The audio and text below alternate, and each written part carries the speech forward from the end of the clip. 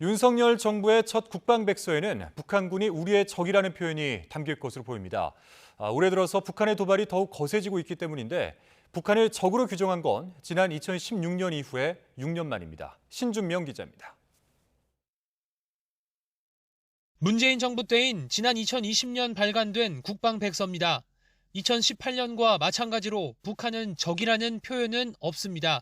다만 주권, 국토, 국민, 재산을 위협하고 침해하는 세력을 우리의 적으로 간주한다며 광범위한 적 개념을 유지했습니다. 하지만 올해 국방백서에서는 북한 정권과 북한군을 적으로 규정하는 표현이 부활할 방침입니다. 북한 체제를 적으로 규정하는 표현을 국방백서에 명시하는 건 지난 2016년 이후 6년 만입니다.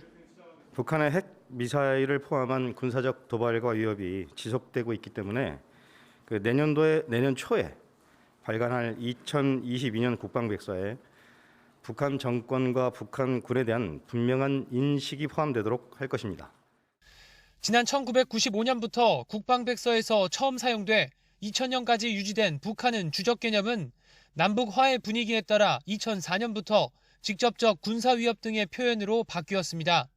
2010년 천안함 폭침과 연평도 포격을 계기로 북한 정권과 북한군은 적이란 표현이 등장했고 박근혜 정권까지 유지됐습니다.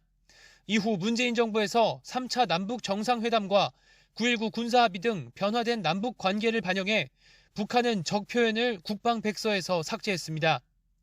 윤석열 대통령은 대선 후보 시절인 지난 1월 초 북한의 탄도미사일 발사 직후 SNS에 주적은 북한이라는 글을 올렸고 당선인 신분이었던 지난 4월엔 한 외신 인터뷰에서 한국의 주적은 북한이라고 재차 강조하기도 했습니다. 앞서 대통령직 인수위원회도 북한 정권과 북한군이 우리의 적임을 분명히 인식할 수 있도록 국방백서에 명기하는 방안을 검토한다고 밝혔습니다. 군 관계자는 올해 국방백서에 들어갈 구체적인 표현은 검토 중이라며 다만 주적이라는 최고 수위의 표현이 부활할 가능성은 다소 낮다고 설명했습니다. YTN 신준명입니다.